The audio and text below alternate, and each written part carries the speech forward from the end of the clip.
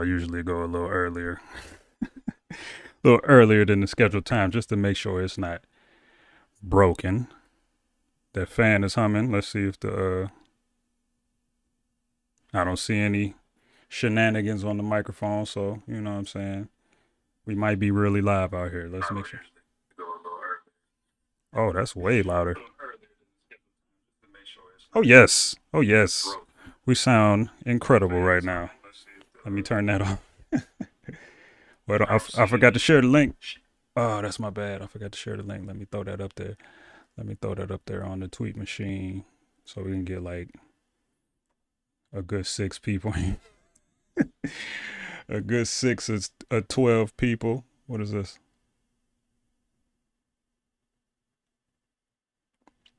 I don't know what Chris talking about. Let me bear with me. It's only one viewer in here, so it's probably me. All right,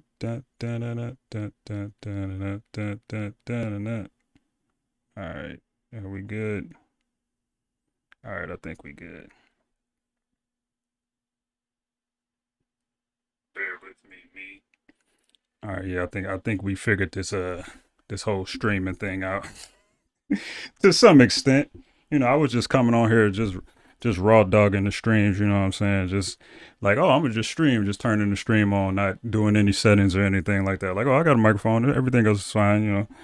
I still can't stream in super high quality though, because you know this computer is older than about, you know what I'm saying, 37 people at least born within the years of 2010 to 2014.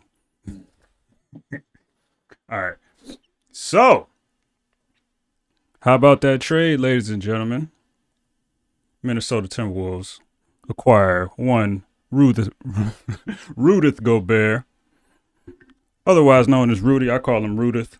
You know what I'm saying? Just to be respectful, his mama probably called him Rudith, so I'm gonna call him Rudith as well. A lot of people are they kind of hating on the trade, dog. I'm not understanding what their reasoning for hating on this trade so hard is. It's like, yeah, the Wolves gave up a lot of draft compensation. That's whatever. You don't want to give up, what is it, 4 picks in the pick swap for generally anybody under most circumstances. I don't care if it's LeBron, and especially for a dude that's already 30 years old and is a big man. People are like, oh, I don't think you want to do that. I don't have the same issues with the trade that other people do, not only for basketball reasons, but for the transaction itself. I think a lot of people are overstating how much the Wolves gave up. They gave up a lot, but in the same token, they now have 2 top 10 centers. Not one, they have 2. And they're going to know if this is going to work within the next 2 years at least. And Cat is not very old. Cat will be maybe 28 at that time, still very much in his prime. And if it's not working, like, Cat is the first person you're going to move because he has the longest tenure on the team. He's been here the longest, and he's probably going to want out at that point if it's not working. So you're going to be able to get at least 2, if not 3 of those picks back in some form or fashion. So the idea that they just mortgage their whole future to go all in on Rudy Gobert, I don't agree with it, because they can recoup some of that to where it would only be 2 or 3 picks going out.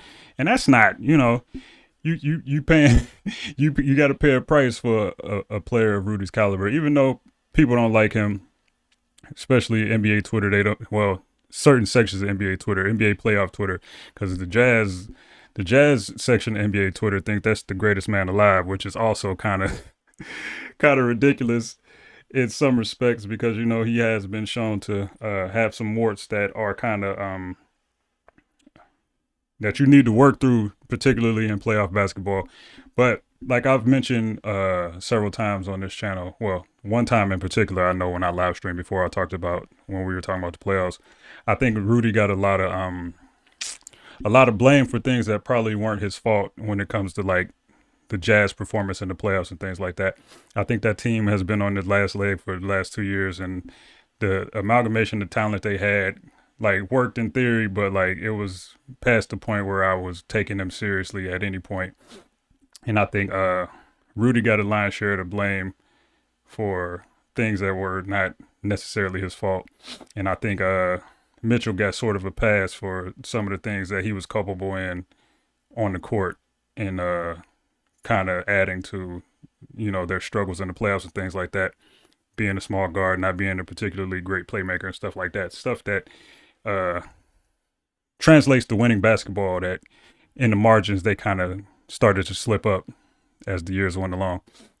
And a little bit of overrating, the bubble playoffs and stuff like that. Just, he just kind of got a pass for some of the things that I don't think other people would get a pass for. And that's not to say he's not a good player or anything like that, but I just think the idea of what he is not necessarily who he is. And I think we might see some of that come back down this year. I'm not entirely sure. Maybe Hoover. I don't know. But we're going to find out. But as far as the Wolves are concerned, I think they did a fantastic job just going all in for it. Like, people have this idea that, well, not people, Wolves fans in general just have this idea of this bastion of like the holy grail of cap space. And like, I don't know what y'all been doing these last 3 decades or whatever, but like, I don't know who just gonna up and come to the Wolves, dog. Like, I don't care how fun Anthony Edwards is, like, as a personality, the on-court fit with him in terms of being fun might be a different discussion. We can get into that later on in the video. But this idea that you're just going to have max cap space and people are just going to be wanting to flock to your franchise is just like something I don't think is particularly realistic. And I think ownership and Connolly kind of alluded to that when they was like, hey, Rudy wanted to be here. When you want somebody to be here, we don't have any delusions about who we are as a franchise. With the Minnesota Timberwolves. Like, if somebody wants to be here and they're good enough, we should probably try to do what we can to get them here. And it seems like that's why they, basically pushed all their chips into the table. And I think they should have. Like, what's the worst that can happen? Like, you're going to be sorry for another 20 years? Like, and you got new ownership. I don't know how they feel about spending. Lori appears to be somebody that's going to spend that paper. You know what I'm saying? So, like, this ain't the Glenn Taylor Wolves. And like I said earlier, like, I don't think the draft compensation was going to be that devastating in the event that it doesn't work. What's up, my man 5K? Mr. Hibble. I feel like Ant's intensity will blend pretty well with Rudy's personality. It should be super fun. Yeah, I think we are leaning into this Anthony Edwards superstar thing a little too heavy right now. As far as how it's gonna, like, if that's gonna be the thing that takes this team over the top. Like, yeah, of course he's a great dude. He's fun to play with. Well, he's fun to be around and stuff like that. I think the idea that people have about his on-court fit with Rudy, or him just as a player in particular, I think people are kind of missing the forest with the trees as to what he actually is right now. Because from what I'm seeing, people think he's going to be this high usage guy that's going to take over in the mode of like a Luka Doncic and like those kind of guys. And I don't think that's the path to success for Anthony Edwards at all. Like, well, I'm not going to say it's not the path to success for him, but I don't see him reaching that level anytime soon as far as like playmaking is concerned and being a primary initiator of offense. I see a lot of discussions about how they can work well in the pick and roll and stuff like that. And I think, like, of course, that's going to be a thing that's going to happen. Like, they're going to have some chemistry in the pick and roll just by virtue of their talents. But I think this is actually a great opportunity if the Wolves want to actually go in that direction to kind of nudge Ant in a different direction as a basketball player, and not necessarily like take the ball out of his hands or anything like that, but like explore him as an off-ball option more often. Because what I'm seeing from Ant just as a player is not the high usage on ball guy necessarily.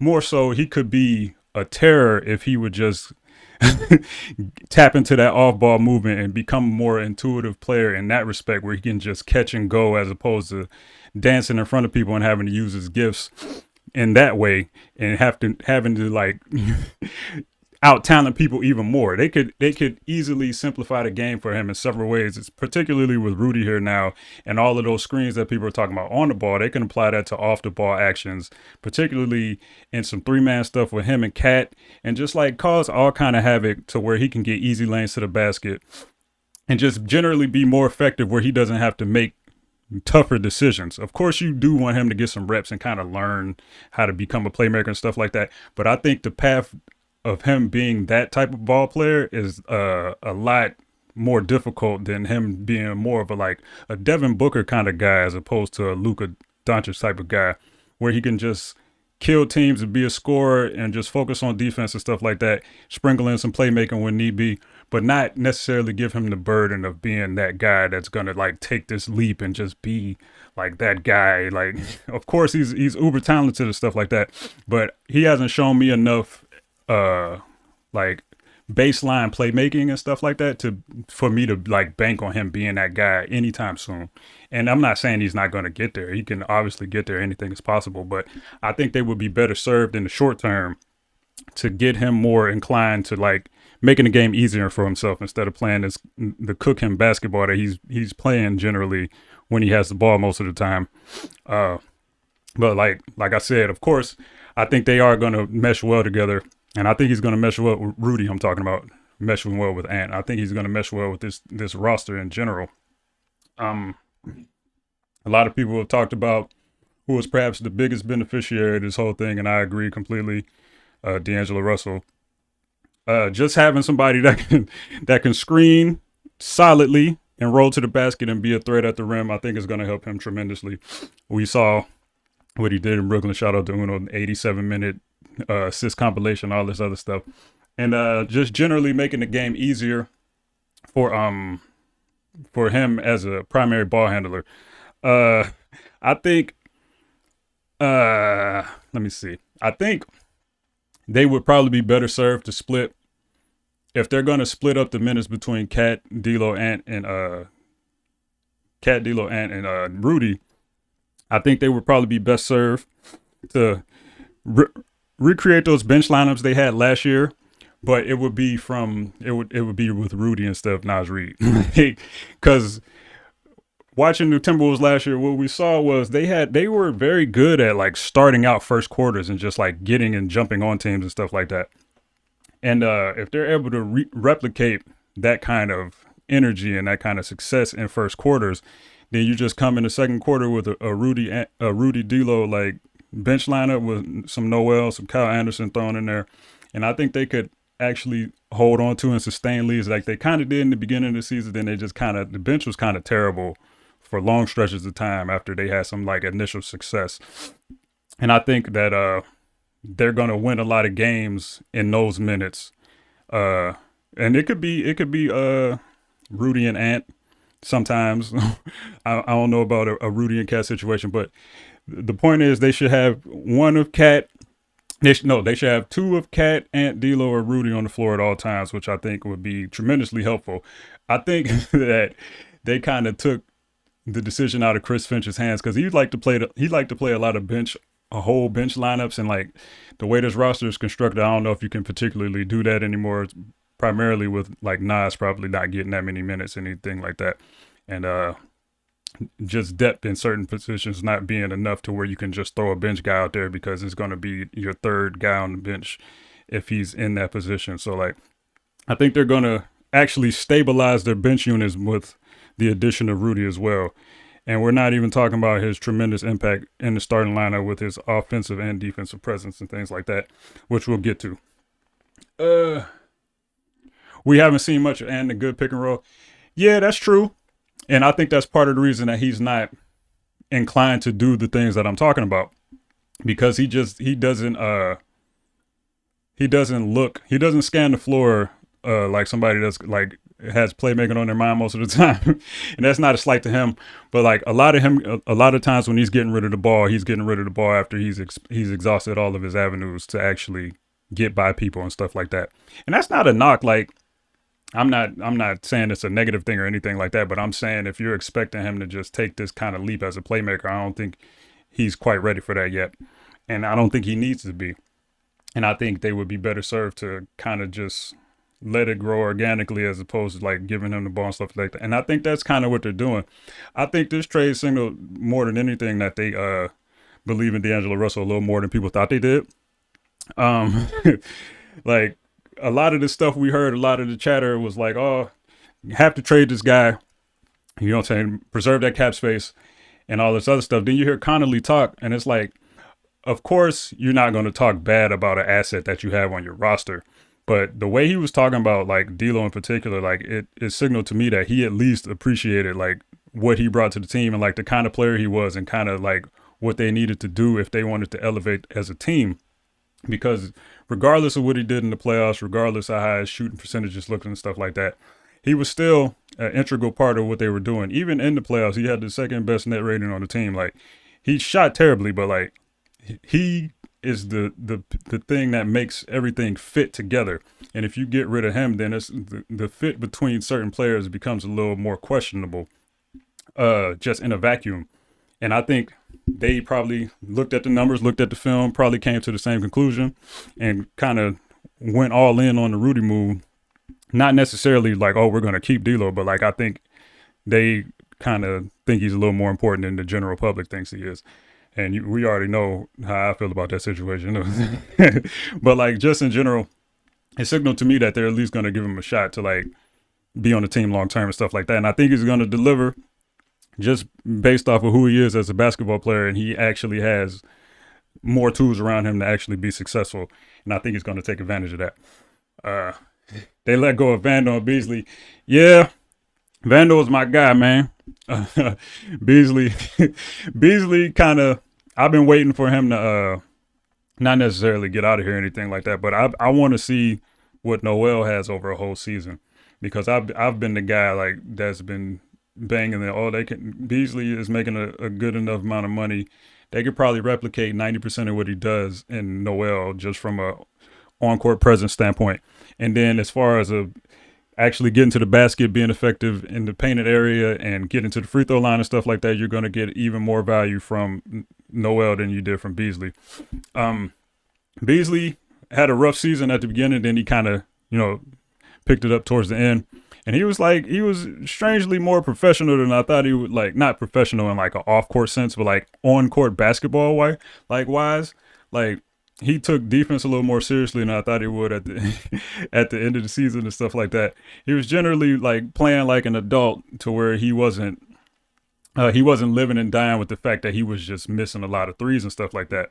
He was actually out there competing, playing defense. Like he still wasn't very good at it or anything of that nature, but like he was actually out there trying, and like that's all you can really ask for. But he just has a lot of limitations as a basketball player that they had to find a way to kind of upgrade. And I think that from a pure like talent aspect, they've upgraded just by giving Noel more minutes.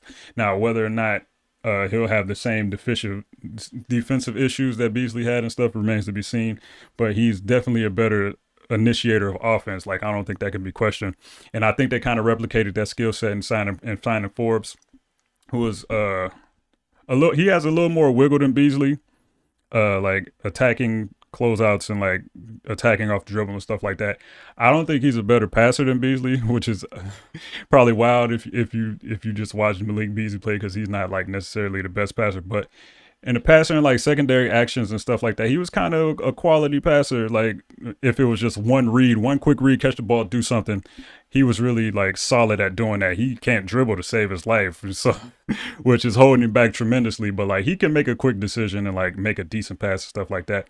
But a lot of the rest of his game is just like kind of too rigid to like be effective outside of the catch and shoot like parameters of his game. So they kind of had to upgrade in that way. And as far as Vandal go, big fan of Vandal. I'm a miss seeing the crazy way that brother attacks the ball. He, like, for my money, he's one of the best ball trackers I've ever seen. You can pause that if you want to, you know what I'm saying? We're going to keep it moving. But like just knowing where the ball is going to be and attacking the ball, like there's rare that I've seen a person that can actually like locate and just get to the ball like Vandal does. But we saw at the end of the season, he needs to be a high octane guy to be successful because it's like his hands are poor. He's not particularly physical or strong in the paint, and he doesn't really have a lot of offensive utility outside of uh, being in the right spot, catching clean passes, and also he can do a little dribble drive, dump off, or like lead the break in some respects and stuff like that. But other than that, his offensive utility was very low. And so if he's not bringing that energy, then like you kind of see he fell apart in the playoffs. He was leading the team in like plus minus and all these other metrics, and then you see in the playoffs and he's like, where's Vando at? He's near the bottom because like he just ran out of energy. That's part of the reason why Clark had so much success, because he just couldn't be the same Vando he was, because the way he plays, he goes so all out that he's going to be banged up at the end of the season, and he's just going to have problems staying at that level. And if he's not at that level, then you kind of, there are better options to do what he does as far as being a rebounder and an energy guy and actually being an offensive finisher. But I think he still has utility in this league. He probably can't start, and he probably can't play major minutes. Otherwise, you're going to get diminishing returns after a certain point.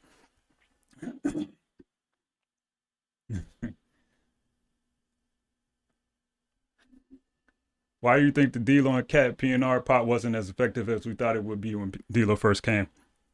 Uh, I don't think it was necessarily ineffective. They just they just didn't run it a lot, pretty much, from my perspective. Because like if you look at D'Lo and Cat's numbers together, like shooting wise and stuff like that, they bring the best out of each other. Cat shoots great percentages when him and D'Lo are on the floor together, whether with Ant or without Ant. And D'Lo is like, I want to say he's like 10 true shooting percentage points higher when he's sharing the floor with Cat, something like that. It's a wide gap between what he is with Cat off the floor and when he's on the floor. And I think a good deal of that is just that it's three guys on the floor, and they couldn't really get into that bag like they wanted to. We saw like when it was just them two and like Saunders, like they tried for the first four, however many, the first game they played, and then like Ant was there, and they still tried a little bit of it, but I think it was more of a utilitarian thing where they kind of wanted to get Ant involved and stuff like that, so they didn't run it as often as they needed to. And Cat is just not the level of screener that you would expect him to be. Well, not expect him to be, but that he needs to be in order to run that action consistently. He's not a bad PNR finisher. I think he's one of the best in the league, actually, from a points per possession standpoint. But just as a screening presence and stuff like that, he's better served as a guy who's catching the ball, facing up, attacking closeout and stuff like that. That's where you're going to get more utility out of him just because of the way he plays. Not saying he's not physical or anything like that, but like he just has fundamental issues where he just doesn't do certain things, and it kind of shows up in things like setting screens and not kicking his feet out when he's shooting threes and just stuff like that. He just doesn't commit to memory. My phone is ringing. My bad. I'm streaming right now. What's up, player?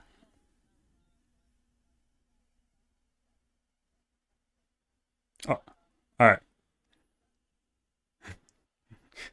So, um, well, so Cat has a lot of things that he doesn't do in the margins. Like he still is of the mindset that he kind of screens like a person that's trying to get the ball as opposed to like freeing his teammates up, which we see from a lot of players that are usually not used to getting the ball in certain areas of the floor and in certain actions and stuff like that. Because you got to remember he hadn't really played with a kind of guy that could get him the ball. I know we talk about Ricky and stuff like that, but it's a different dynamic with a guy who can pass and shoot, and Ricky wasn't a particularly viable offensive threat. So the PNR situation looked a little different.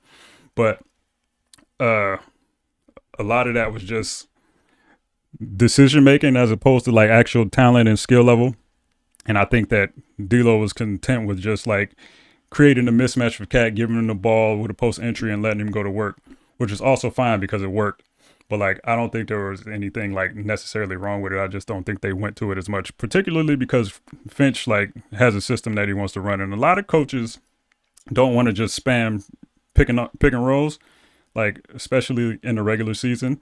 If they want to save some looks for playoff time or whatever the case may be, then they might not rely on that kind of look as much.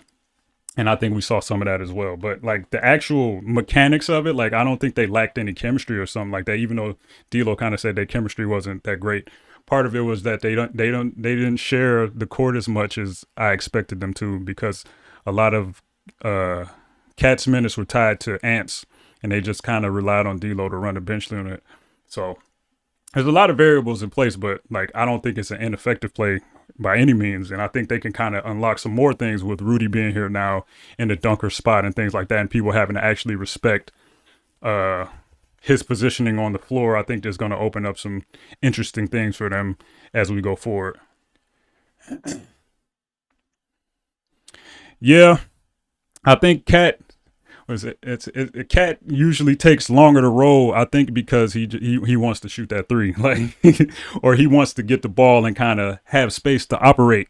As because like for all of Cat's like greatness, he does making quick decisions. Like he's kind of indecisive in certain aspects of the game, and that's part of the reason why he's not a particularly good like drop defender. Like he gets caught in between decisions from time to time, like in drop coverage situations. He doesn't want to know, he doesn't know if he wants to stay solid or if he wants to reach, and like he kind of has like decision making and processing like things in that respect where he could be a little bit better.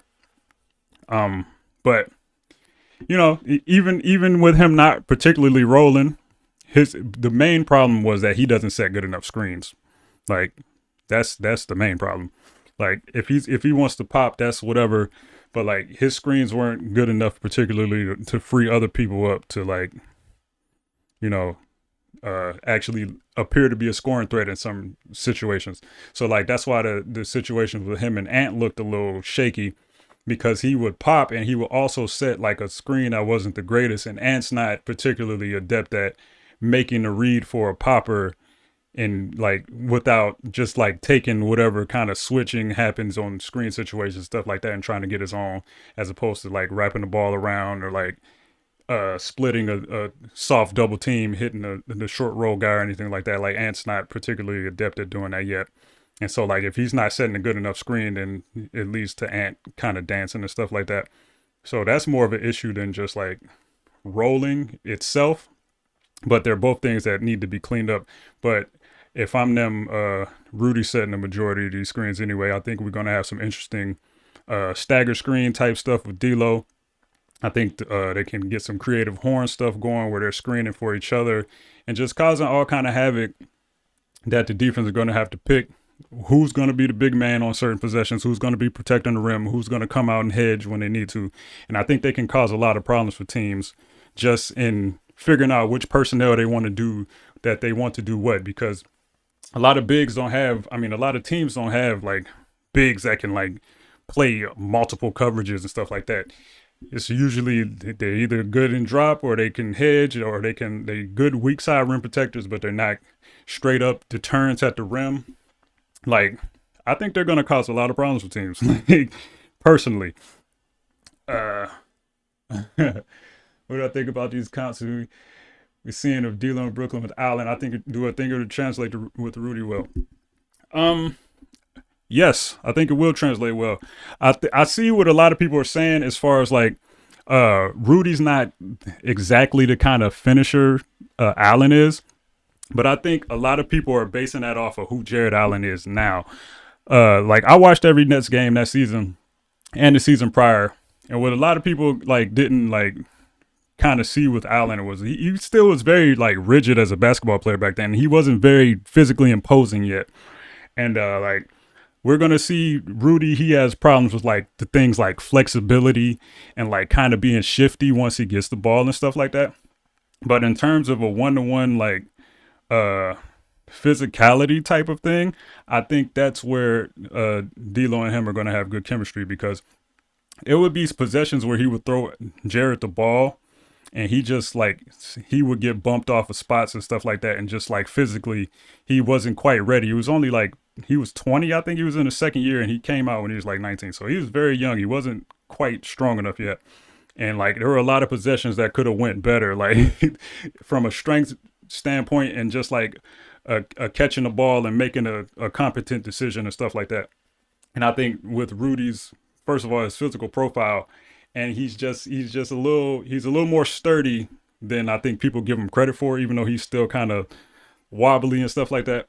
I think they're gonna connect in that way where if D'Lo finds him on either a pick and roll lob, it's whatever. If he catches them on a quick seal and stuff like that, I think he'll be able to kind of convert those things better than we've seen in the past, because I think people are severely underrating D'Lo's ability to make a quick decision and kind of get people the ball in spots where they can do something with it. Like Jared Vanderbilt, if you watched any amount of Wolves games last year, like Jared Vanderbilt could not catch 60% of the passes that were thrown to him. And we saw like over the course of the season, the only person's passes he would catch consistently were D'Lo's. Like no matter what the velocity was or anything like that, if the pass was from D'Lo, he was catching it. And I think that's very underrated as far as like his ability to kind of tailor his passes and his playmaking to the person that he's giving the ball to. And I think we're going to see that with Rudy as well. So I think there are going to be some parallels. I think it's going to look a little different. I don't think it's going to be as much bounce pass action as we had with Jared in Brooklyn. But not as much, but like the type of passes he's going to throw are probably going to be a little less creative, if that's a word we can use, because like I've seen Rudy's hands, like sometimes he's just too tall to catch some of them passes, and I like. But again, D'Lo generally knows how to get people the ball in the spots that they need him to get them to. So we'll see, but I do think it's going to be quite a similar thing. I think it's going to be actually better. Like we look at Rudy Gobert and people talk about his offensive rating being the best in the league, or like one of the best in NBA history, if not the best. I can't remember what the stat is off the top of my head. But like just the value of Rudy diving to the rim is going to open up so many corner threes for this team, because they're actually going to have to respect him, and they're going to have to respect D'Lo on the other side in his mid-range. Like a lot of, hold on, let me get something to drink. My mouth is super dry. Like D'Lo hasn't shown it in the past couple years because they've kind of been steering him away from it as far as like the type of shots he takes like that and stuff like that. But like not only was he a great passer in the pick and roll with Allen specifically, but like as a mid-range finisher, he was like one of the best mid-range shooters in the league, like approaching Chris Paul, CJ McCollum type levels when he was playing in Brooklyn. And I think a result to that is, I mean, that's a result of him having better spacing and stuff like that. And I think this kind of screens Rudy sets are going to kind of create that environment for him once again. We'll see if he gets back into his floater, like mid-range type of thing. I think the optimized version of D'Lo, that if everything goes well and like being able to attack drop coverages and stuff, which people are going to have to play more because of Rudy, is what we saw in the Clippers game, in the play-in game. And like in the Memphis game where he scored like 24, 26 in the fourth quarter, whatever it was, you saw a lot of like flip shots in the mid-range area and stuff like that he hasn't really been doing over the past couple of years. He's kind of abandoned the floater and that kind of in-between game as the years have gone on, just purely out of necessity of not having the kind of big that can kind of generate those looks for him. But if he gets back in like that kind of bag, and it just opens up a whole nother dynamic for their offense. And I think he is going to get back into that kind of comfort zone where he can kind of get used to like getting in the mid-range and looking for his own. And it's not a step back pump fake mid-range jumper. Like he's been doing that quite a lot because like there's not as much space to operate, and you kind of got to get creative when people are trailing you and like can affect your shot and stuff like that. So I think he was a little overthinking a little bit in the mid-range area over these past couple of years, and I think he's going to be more decisive in that area, and he's going to be able to spray the kickouts to the opposite corner, opposite wing. A lot of skip passes. I expect to see more of that, particularly if they're playing in lineups with like Torian and stuff like that. Like I think they can benefit greatly from this pairing. Can we talk about how D'Lo being a selfish player is one of the biggest myths ever? I mean, yeah, we can. Like, I don't know where this idea of D'Lo like being like, I don't want to like disparage anybody, but like being a Jordan Clarkson level like shot hunter came from, or like decision maker. I don't understand where this notion came from. If you watch any amount of D'Angelo Russell basketball with a eye that is actually like not looking for shots you don't like and stuff like that, you'll see that he is almost a little too unselfish in terms of who he chooses to give the ball to, when he tries to give it to him, and like how he goes about basically like trusting his teammates. I think he trusts people to a fault.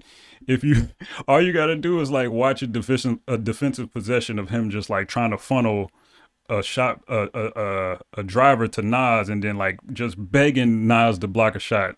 Like he never gave up on that dude, even though he showed him time and time again that he was never gonna really block a shot like that. But every time D'Lo let like chest up somebody and he kind of, you know what I'm saying, lets them go so Nas can get busy in the blocks, he scream out block party, and it ain't no block party. And like it's the same thing on offense. People were trying to do this weird stuff like in the preseason of Anthony Edwards' first game. They're like, oh, D'Lo's not giving him the ball. And then I got to post a thread on Twitter like, D'Lo gave this dude the ball 6 times in 2 minutes, and he shot like 4 shots in like 2 minutes. Like, what more do you want him to do? People talking about he's not getting Cat the ball enough. He has over 100 assists, Cat, on the season, even though he's sharing a lot of that time with Ant, and Ant has to get his shots up. His usage is going down, and he's not like griping about it. He's not complaining about it, and he's just playing his game. And it's just like this weird thing where it's like, okay, if he's playing bad, that's one thing. But like, he's not being selfish. Like, I see a lot of the common retorts is like, oh, he's just dribbling the clock out and then shooting. Like, if you know anything about how plays are set up and things like that, if you just watch and you see why he's dribbling, he's not like dribbling to play cook him basketball. He's usually standing in one spot, directing people where to go, and sometimes things break down. He throws a shot up, which is obviously not a great possession, but it's not born out of this idea of like being a selfish basketball player. I don't know where people get this idea. I just think that people don't like watching him play, and that's perfectly fine. He's slow, is all this other stuff that, you know, you might think his game looks weird. I think it looks cool, but you know, to each his own. But like, him being selfish is not something that I think is remotely rooted in reality as far as him being a basketball player. I watched him pass the ball to Amari Spellman way too many times for people to just say that. I seen him let Damian Lee take crazy shots, and it's like, bro, they don't have the credentials for you to be giving them the ball, but he give him the ball more times than not. If you open, he gonna give you the ball 9 times out of 10. And if you're not open, he's going to give you the ball 7 times out of 10. He's going to force you to make yourself open. So, like, I don't know. I'm always here to talk about it. You know, I don't want to be the defender of all, you know, every time. But, like, every time somebody says something wild, it's like, why are you saying that? Like, let's see. 3rd seed?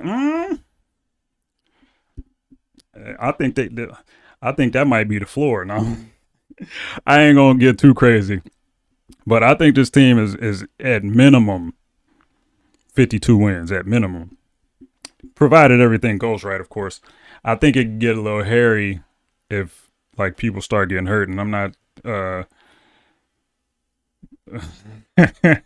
not gonna say who get hurt, but like, I think they might not be able to withstand injuries to certain people. Just the way this team is constructed. I think if D'Lo's out for an extended period of time, I think that might slow them down a little bit. Of course, I think they still be a good team and stuff like that, but they might not be not be steamrolling people. But I think this roster is currently constructed is going to be very good at the least. Like, I think a lot of people were talking about the defensive fit as well, particularly like, oh, you got to cover up for Ant and D'Lo and stuff like that. Like I said in the video, D'Lo was good on defense this year, even though it kind of fell off in the second half.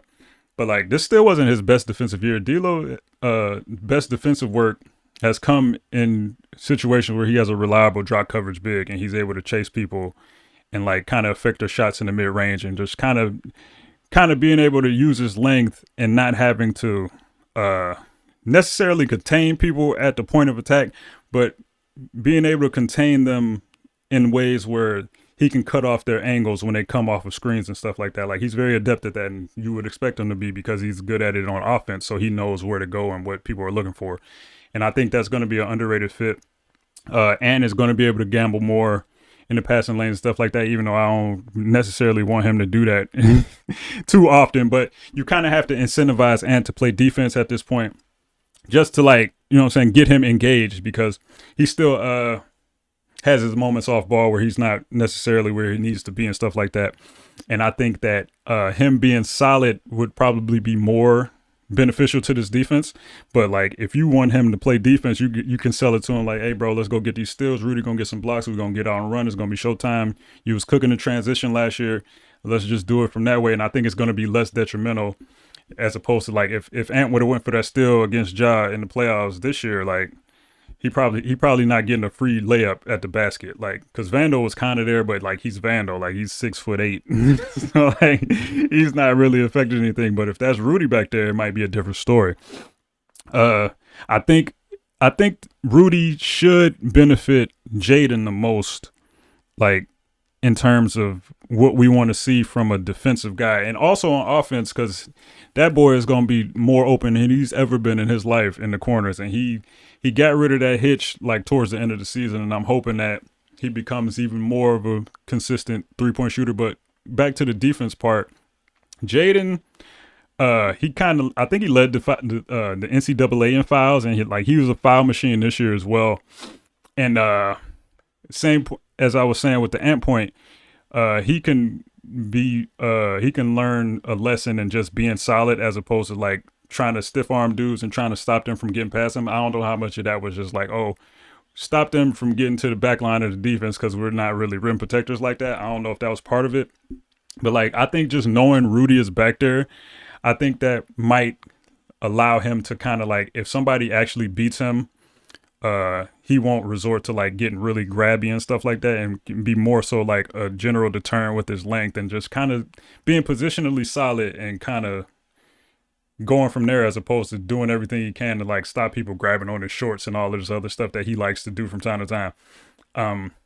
If he can get that foul rate down and just be a solid defender, I think it'll work wonders for this defense, depending on what like kind of systems they're running and stuff like that. I have no idea, to be perfectly honest, what they're going to do with Cat in their defensive scheme as of now. Like, maybe they run some kind of hybrid hard attack drop type situation. I don't know. Rudy's a little more mobile than people give him credit for. Like, I've seen him hold his own in like hedge situations where he's not like having to guard quick change of directions and stuff like that. So I don't know what they're going to do. They're probably going to mostly do drop, because that's the flavor of the past 5 years in the NBA, because you want to force mid-range shots and stuff like that, and just his rim deterrence is going to be what it's been over the past however many seasons.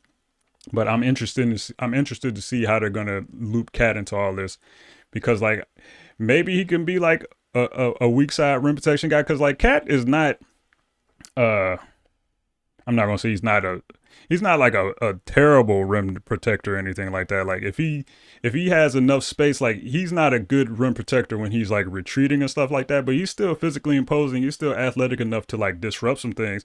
So like if they're kind of, I don't know if they're going to put him on the corner shooters or what they're going to do, and like kind of keep him engaged, because a lot of people are worried about him getting cooked by fours. But like when I be talking to people, like, bro, there's not a lot of fours in this league that's really doing it like that. Like I know that was like the in vogue thing a couple years ago, like dynamic fours, like that can attack off the dribble and stuff like that. But it's not a whole lot of those dudes just walking around in the NBA. So I don't think, and he's shown that he's actually better in mobile defense alignments as opposed to being the general anchor of some stuff. So like, I'm interested to see how far out in the perimeter they're going to have them, where they're going to position them on the court on defense and stuff like that, and how him and Rudy are kind of able to cover for each other in certain respects. A 3-2 matchup zone. Perhaps. Per snaps. Let's see. What areas of D'Lo's game would I like to see him improve? Realistically speaking, he just got to shoot better. Like, for all intents and purposes, he played pretty much the same kind of basketball he's played in terms of impact as like a playmaker and stuff like that. Like, he's nothing really was different, except he just was missing a lot of the shots that he normally makes. Um, of course, you would like him to be more efficient and stuff like that. But like given his athletic profile and just like the shots he kind of has to take just because of his general like he can get by people when like the time is really when it's really time to get by people, but like he's still gonna settle for a lot of off the dribble jumpers and stuff like that. That's just who he is, and he makes a lot of them. So like you kind of live with him. But like if anything, like he just has to make shots when they're open. That's the main thing he has to get back to, and then the presence of Rudy will kind of help him get to the rim better than he's been getting there in the past and stuff like that. But in terms of like being a distributor and stuff like that, I think he did a fantastic job last year, given his usage and just given the way that he was given the ball and like what he was asked to do within that offense. And I think he's going to continue to do that as we go forward. And then like the defensive fit, like I said, I think he's going to fit a little better than people expect him to. He's 6'5". He can just generally get in people's spaces and stuff like that. Of course, he's still going to struggle with smaller, shiftier ball handlers and stuff like that. But if he's on like a 6'6" guard that can't dribble that great or anything like that, I don't worry about him being able to stay in front of people. He wasn't getting hunted in the playoffs despite what everybody thought was going to happen. Like if you just give him a competent structure and team, like I'm not worried about him as a basketball player in any respect. He just has to shoot better. Yeah. Uh, is the goal now to start McDaniels or Prince at the three? I think you got to start McDaniels there. uh, even though I like Prince as a basketball player a lot, I think he serves he has more utility on the bench. Um, I think the question would be if Jaden can't stop fouling, will they throw Kyle in there? Kyle Anderson. I think Torian is primarily probably a bench 4-3 as opposed to a 3-4 at this point in his career. He does he even though he can't particularly provide a physical presence really that much, I think utility wise, having him in his spacing and stuff like that, I think he's more of a 4-3 combo than a 3-4. And even though he can still attack closeouts and stuff like that and still like generally do stuff off the dribble and stuff like that, I think you want to kind of have him attacking from like 4 positions as opposed to being a wing guy necessarily. Like, of course, he's going to be his catch and shoot and all of this other stuff. But I think you want to align him as a 4 to get the most utility out of him. So I don't think they're going to put him in the starting lineup. But he's such a veteran and he's such a like plug and play kind of guy because he's a smart basketball player and he has skills that fit within just like kind of any alignment because he can catch and shoot and he doesn't need to dribble a lot and he can pass pretty well. Actually, I think it's an underrated part of his game. I don't get into it enough, but like he actually can initiate some offense. You don't want him to do that, but if he needed to for a couple plays, like he can run some pick and roll and like make a skip pass. Like I've seen him do it. So like you generally want smart, connective basketball players like that in your lineup. So if it comes to a point where Jaden starts off the season like he did last year, they could throw Prince in there, but I think they would probably see what Kyle had first, even though Kyle's more of a 4 as well in some respects. But like I think he will probably fit in the starting lineup a little better than Prince would because he gives you a little additional ball handling. And I think he's a better defender than Prince is currently. Just for what this roster would need from that position, he's a little longer, and he can be a positional defender, and he can also do a little bit of rim protection in the event that Cat isn't there or Rudy gets out of position and stuff like that. I think you can get a little more utility out of Kyle in that position than Prince. Would I have made this trade? Absolutely. If I was the Minnesota Timberwolves, absolutely I would have made this trade. 100 times out of 100. like I was saying earlier, I don't think it was too cost prohibitive for me personally, because I think they can recoup some of those assets if it doesn't work, because Cat is still going to be a great player. Hell, if you want to see what you can get for Anthony Edwards, like you can, if you worried about assets, like they're going to be able to recoup those assets if they want to. Like I'm not worried about that. And I don't think the on-court fit is going to be as bad as everybody is proclaiming it to be, particularly like in a playoff setting, because like I said, I think Rudy got a lot of blame for things that he kind of didn't have control over, with in terms of his teammates being able to contain ball, dribble drives and stuff like that. I think they put him in a lot of bad positions, primarily because the surrounding talent around him wasn't necessarily suited for that kind of containment. Like Mitchell's kind of a small guard, Conley's a little older, Bogey's not guarding anybody with any like serious amount of wiggle to him. Ingles, like, he's scrappy, but he was getting up there in age. Like, they had a lot of deficiencies on that roster that kind of required Rudy to kind of plug a lot of holes. And like, playoff basketball is all about attacking weaknesses and like finding the mismatches and kind of just spamming them until you can't until they get stopped. And like, the Jazz just didn't have answers for certain coverages. I mean, certain alignments. And I think that's going to be less of a problem with the Wolves, just because they're generally a longer and more sturdy team in terms of like the actual talent that they can put out there. And then, like, of course, Ant and D'Lo aren't the best defenders, and like, you can still have some questions about whether or not it's going to be an issue for them with ball containment and stuff like that. But I don't think it's going to be as bad as it was in Utah. I think the trade is being trashed because people don't like Rudy Gobert, first and foremost. And like I said, with the stuff we saw in the playoffs, like the idea is that he's the one getting played off the floor in the playoffs, which can kind of be true because, like, if they wanted to have a chance, you kind of have to be a more mobile team if you can't actually contain ball pressure like they couldn't. But I think a lot of that is just people don't believe in him I think a lot of it is like the Jazz fans were, I'm not going to say they're annoying, but like in people's dealings with the Jazz fans, like it was very much unpleasant trying to like, they lauding Rudy as like the greatest center of all time, which is absolutely like wild activities. Like, not, I don't know if they said that, but like just how they held him up to a certain standard. And people are like, nah, this dude is getting played off the floor every playoffs, bro. Like, what are you talking about? And so like, I think a lot of the animus comes from that. And people probably not thinking that Cat is a serious shooty hoopsman. Like, you know, he get a little sassy and people like to make fun of him, stuff like that. And I think that a lot of it is not necessarily concerning the actual basketball fit, but rather how they feel about them as people. And like, you know what I mean? Because like, the actual basketball fit, I don't have any problems with it.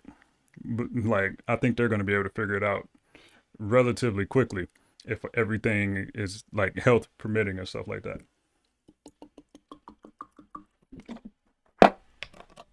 And also because they gave up a lot of picks. You see 5 picks and you're like, 5 picks, and then you're like, oh, Rudy Gobert, this is the worst trade I've ever seen. And like, I'm not agreeing with that for the reasons I've said before. How long have I been streaming? Let me refresh this to see, because it still says started streaming 2 minutes ago on here. I got to see some Bankero buckets. I gotta watch that because I think that was on when I started streaming. I can't remember who's playing at 9. What time is this? 8:30. Somebody, or is that 8:50? That's 8:30.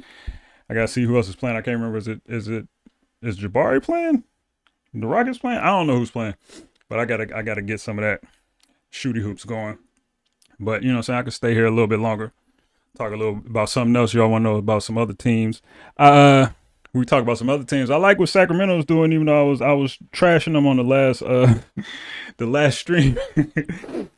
But they kind of did what I said they needed to do, even though people don't particularly think of like Herter in this way. They added people that can dribble, pass, and shoot, which is kind of what they needed, because like Fox, despite his athletic gifts and stuff like that, he has major deficiencies as a shooter. Like, and you just can't expect to win consistently when your main option is unreliable as a jump shooter in across various situations. He wasn't great in the clutch for that very reason. He's not a particularly great finisher given his athleticism, even though he can get to the rim and stuff like that. He's not like particularly forceful. So like in times when you really need a bucket, like he can't necessarily like he can't necessarily make it happen like that. Also, it's Rockets Orlando. What do I think of Chet? Oh, let me get to the other one. Man, drinking Fiji water. That juice, man, this bottle old as the Dickens, bro. Um, I got like I be having like 6 bottles because it's like what 1.5 liters, and I just be I let it rock for like 3 4 days, then I toss it. Like I don't put my mouth on it, so you know what I'm saying. It ain't too wild of a situation. But I got a couple of them. But I drink a lot of water. I've been drinking a lot of water for years. I haven't had sody pop in like 11, 12. No, wait, nah, it's been about 15. I ain't had it since like 2008. You know what I'm saying? I've been guzzling that water. You know. What was the other question? Do I see Wendell Moore getting run? I forgot. I totally forgot about him. As far as the defensive stuff he can bring to the team. Um, Moore is kind of interesting. Like when he got drafted, people were like, oh yeah, he can replace D'Lo. We can have a Moore Ant lineup. I'm like, bro, if you paying any amount of attention, he's not the D'Angelo Russell replacement. He's the Pat Beverly replacement. Like this is quite obvious to anybody that's actually paying attention. Um, I think he could get some run, particularly if they don't like what Noel's giving them because he has he has a function he has utility as a on ball play creator that we've seen. Like if you watch any of his film, he's shown the acumen to actually be able to run pick and rolls and make uh passes, whether it be lob passes, skip passes, opposite corner, opposite wing, weak side type of stuff. He generally has the feel of somebody that can actually be a decent playmaker, and that will translate to off ball situations where he can attack closeouts and kind of do stuff in that respect as well. So I think he could. There's a path where he could get minutes. I think it's going to come down to, well, he's probably not going to get a lot of opportunities just because of the way this roster is constructed. Maybe they're going to give other people chances before they get to him. But I think a lot is going to come down to whether or not he's actually the shooter he was in his last season at Duke. And I'm not entirely convinced that he is that level of shooter or near it at this point. Like, because I see a lot of mechanical things in this jumper that I have questions about as far as him being a reliable shooter at the next level with faster closeouts and like just general tempo of the game being a little faster. I didn't see much of him being able to shoot out of a hop, like any type of like dynamic footwork. I didn't see a lot of him being able to shoot in those type of situations. It was a lot of 1-2 stuff, and his shots in those situations, like his footwork was kind of like hard. Like he get into the 1-2, but it's like a hard 1-2 step, and like his leg is kind of wobbling. Like his balance is a little like. I'm not necessarily trusting it right now. And then his mechanics are kind of rigid, like on his actual shot. Like if you've ever seen, like not if you've ever seen, but like I liken his release to like DeAndre Jordan's release on his free throws. Not necessarily like the whole process of it, but like the rigidness, like when he would put the arm up and it would just look really stiff. And you like, this kind of looks like it should work, but there's something wrong with it. And I think his is kind of that kind of same kind of like rigid, like it's not fluid enough. And when you don't have like fluidity in certain like ways, that negatively impacts your jump shot because you don't have variance in the type of like uh ways you can release your shot and like be comfortable still shooting on time on target. If something goes awry, like your shot's gonna look crazy. And I'm not saying that he won't be a good shooter or anything like that, but I'm just having trouble seeing it. And if he can't shoot at this point in his career, he might not see the floor as soon as like he may if he was an actual knockdown shooter. Maybe he is a good shooter, but from what I saw, like I don't think he's a 40% shooter by any stretch of the imagination. Let's see. What do I think of Chet? Uh, I think I talked about Chet on here before. Um, and I think a lot of people, even though like we saw like Kenneth Lofton get into his chest and everything like that, I think a lot of people were kind of like focusing too much on his physical stature and like how that is going to relate to him protecting the rim and like just being a physical presence in the paint and stuff like that. a lot of those kind of issues that people worry about can be solved by just being a smart basketball player and being early and being in the spots and stuff like that. And I think that he's gonna be a player that can be effective just by doing the work early and getting there. Because once he's in position, he's a massive person. Like even though he's not like physically big or strong or anything like that, that's a long dude. Like if he's there, if he just comes like and he's in position, like you're gonna have to like if you're trying to go through him and he got there early, like people can still swarm you like when it's time to help and stuff like that. I think he's gonna be able to just provide utility in that way. And then offensively, um I don't think he's gonna be doing what he's doing in summer league. Like he was dribbling the ball up, he was moseying up the court, hitting the brothers with step back jumbos and stuff like that. Like the shot looks okay. We'll see if they can get creative and like get him in some other stuff, some other off ball actions and stuff like that. He might pull the step back out on some people from time to time, but I don't think it's gonna be to the level it was like yesterday. But he's shown me a little more on offense than I was aware that he had, because like I didn't watch a tremendous amount of him. I saw a lot of him like I saw high school and then I saw some Gonzaga, but I don't watch as much college basketball as other people do until it's really time to watch it. So I didn't have as much familiarity with him. And sometimes college kind of stunts your game in certain respects when you're trying to sacrifice for the team. They had, what's his face? What was it, Timmy, whatever his name? Chet wasn't necessarily the number one option. So like a lot of things can be hidden that you don't get to display. And people kind of like, when they don't see stuff, they don't think people can do certain things. But I think we've heard enough times where people say that the NBA spacing is easier and stuff like that. I don't know if that's necessarily going to be the case for Chet. I think he's going to have room to explore those things, but like I think some of the physicality differences might not allow him to get in his bag like that going forward, but we'll see. But I like Chet as a basketball player. I don't think he's going to be this Sean Bradley type of presence that people wanted to act like he was going to be and stuff like that. I think he's going to be a solid basketball player. I really like what Oklahoma City appears to be doing. They're just getting long, rangy, skilled dudes and just they're going to throw them out there and see what happens. My man's Jalen Williams was getting busy. I was talking about him a couple streams ago. I think was that you, Charles? You said Jalen Williams in the stream, and this was before I was acutely aware that there were two Jalen Williams. So you were talking about the Jailyn Jalen Williams, and I went on this whole diatribe about Len Williams. I'm like, yeah, that dude, he's Himothy. But I do like what they're doing, but they got to speed up this timeline, bro. Because like, I don't know how much time Shea got on those knees, dog, but like he got a lot of herky in that jerky, and like those guys tend to break down a little bit. Particularly like with the amount of time the amount of usage he has and how much he goes to the rim and his rim driving frequency and stuff like that. They need to actually start trying to win some basketball games before he's just out here chipping away at that cartilage for no reason. Like either trade him or like get it going. And I think they have a path to actually being a decent basketball team pretty soon if these picks pan out the way I think they might. What do I think the ceiling of this Pelicans team can be?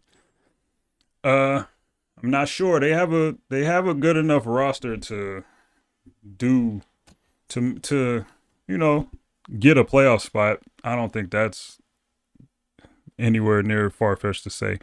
But like I've said before, it's all gonna hinge on what kind of defense they want to play, like what kind of defensive identity they're gonna have as a basketball team.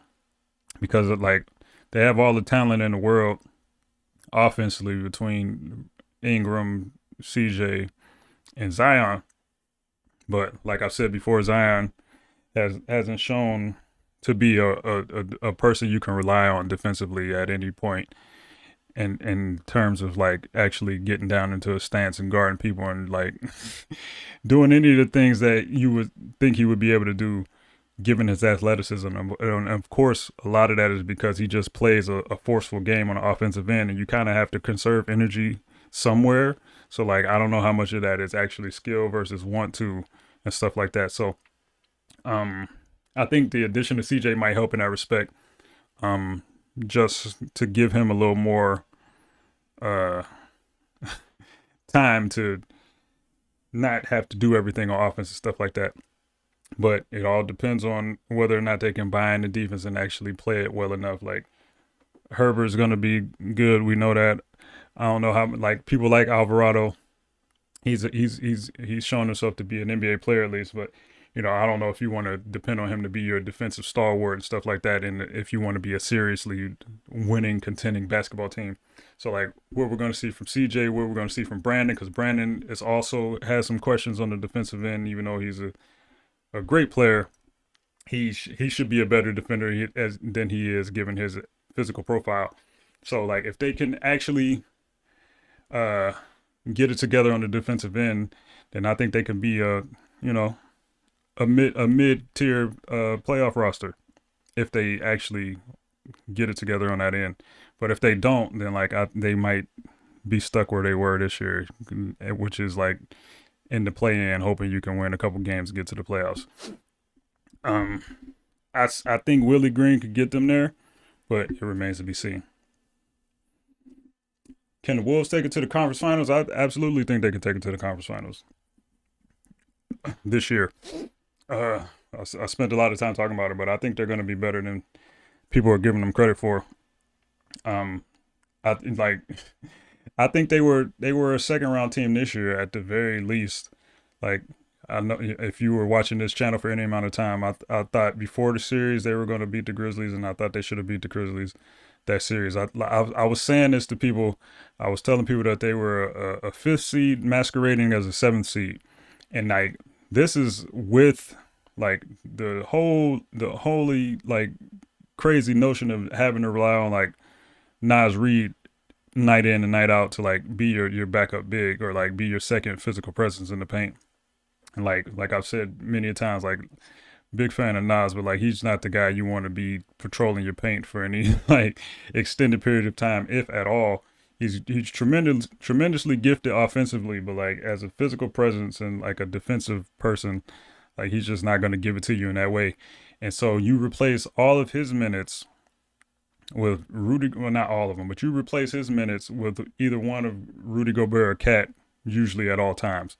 And like, I think the amount of drop off we would see between the bench unit and the starting unit is going to be severely lessened, which ultimately works out in this team's favor because that was where they lost a lot of their games, even though they let a lot of leads slip away.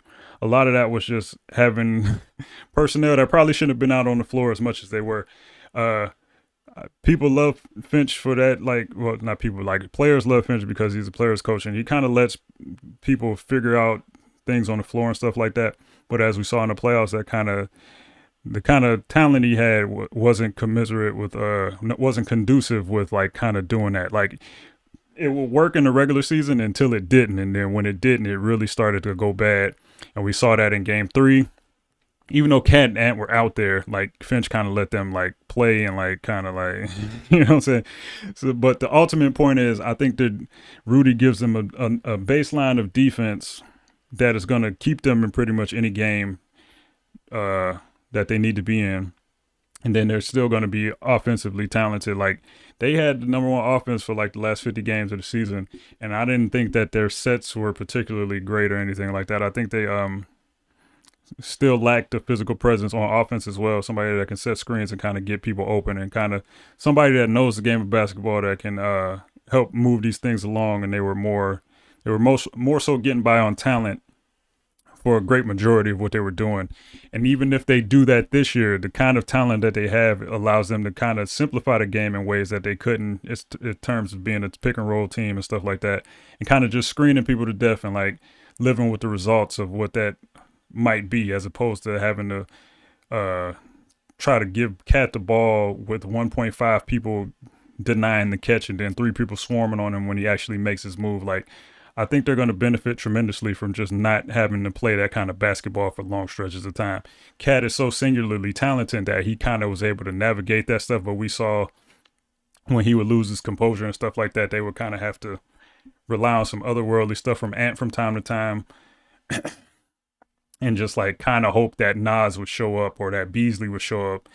And uh those aren't necessarily agents you want to like rely on too often. They're nice to have on your team and they can help you supplement your winning, but they can't be integral parts of like you living and dying with them on certain nights. And they had to do that way too often.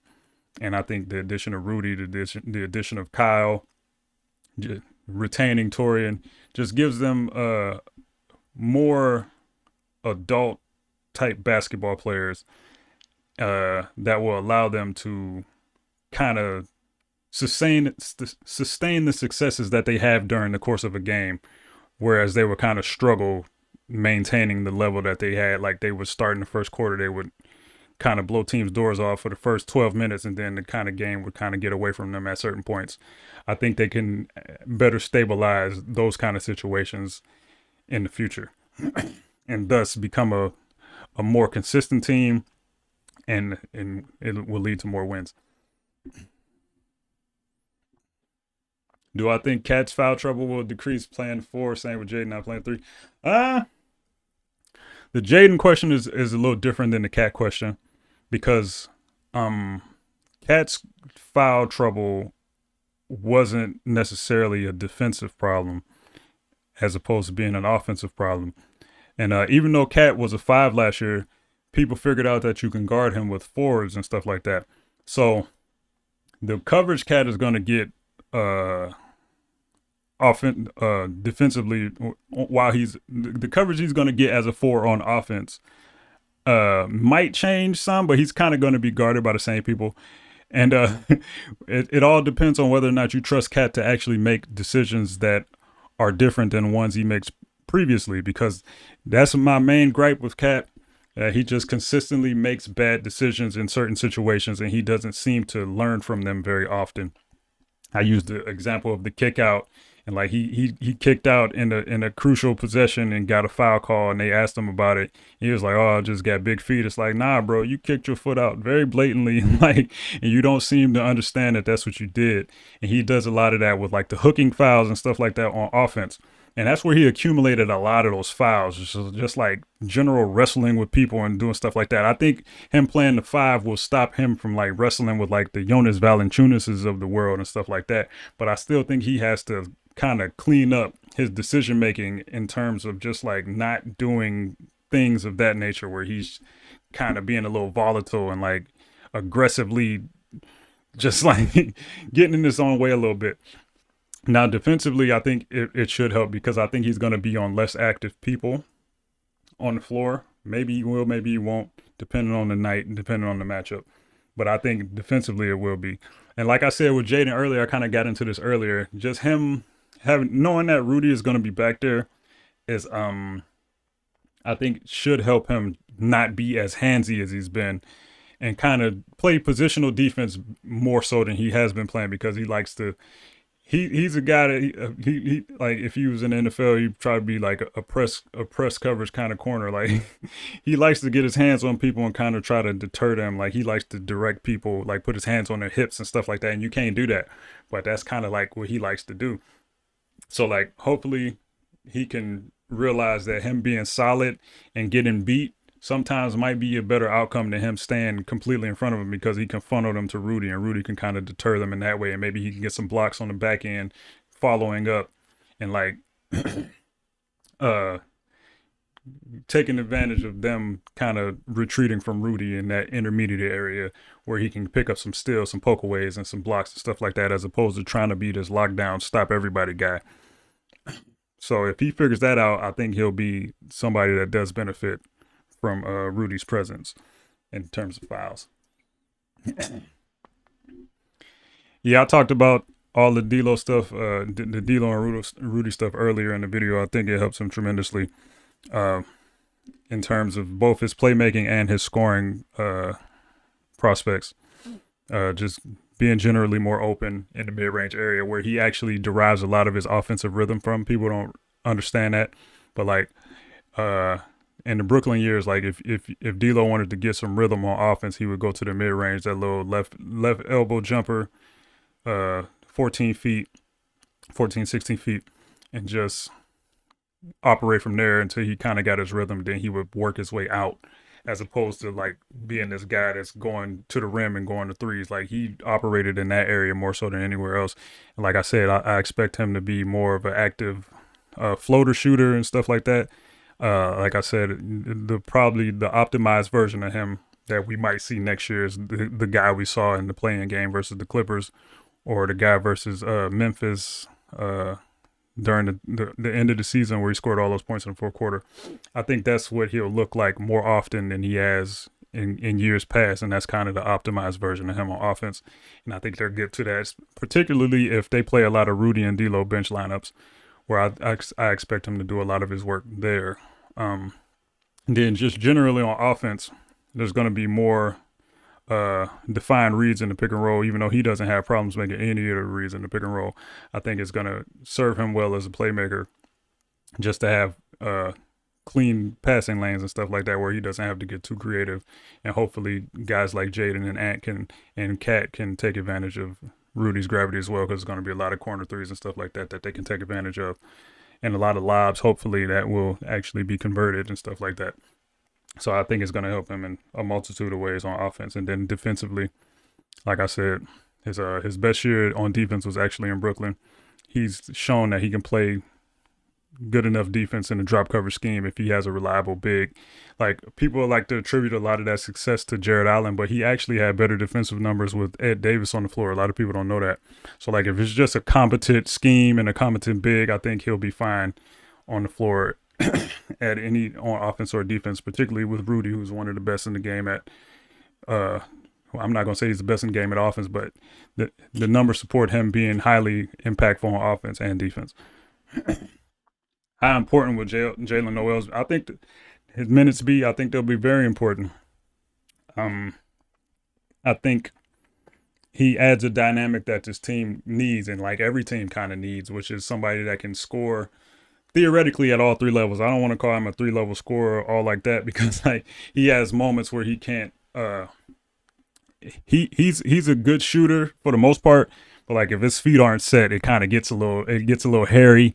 But like, he's one of the best I've seen at like getting into the paint, bumping somebody, getting a floater up, and just getting in that 6 to 8 foot area, 8 to 10 foot area, and just throwing a shot up. And you know what I'm saying, his mid range efficiency is very good. And every team kind of needs somebody that can relieve pressure in that area, even though people don't like that shot. That's the shot that everybody's funneling. That they're trying to funnel you to. And that's kind of, you need people that can kind of operate in those areas. All of the best scorers operate in those areas.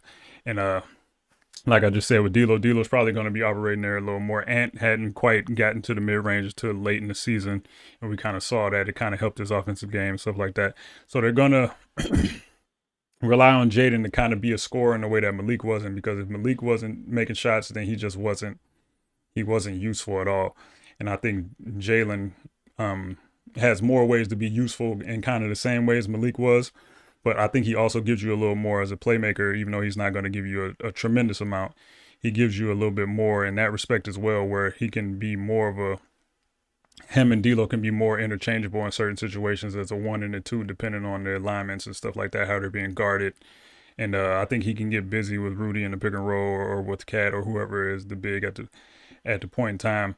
The biggest question for him is going to be how he is defensively. I think that's why he didn't get a lot of minutes, even though Malik isn't a defender by any stretch of the imagination that's going to put fear in anybody's hearts. He did show himself to be like a willing and solid, just like we saw him taking charge and stuff like that, just kind of being generally in the way and just like going about it professionally. Like, I think Jalen can play solid defense if he like puts his mind to it. But I don't know if it was in practice. I don't know what it was, but he just wasn't seeing the floor for whatever reason. I'm gonna have to imagine this defense, because when he would get out there, he would generally be helpful on offense. And I think that if this team wants to be consistent, like I said, with them actually building leads and holding on to him, I think his minutes are going to be important to kind of keep it going in the situations where maybe Ant doesn't have it going, or somebody's having an off night or something. He can be the guy that kind of maybe steals them a few wins in the regular season by just being a solid bench piece.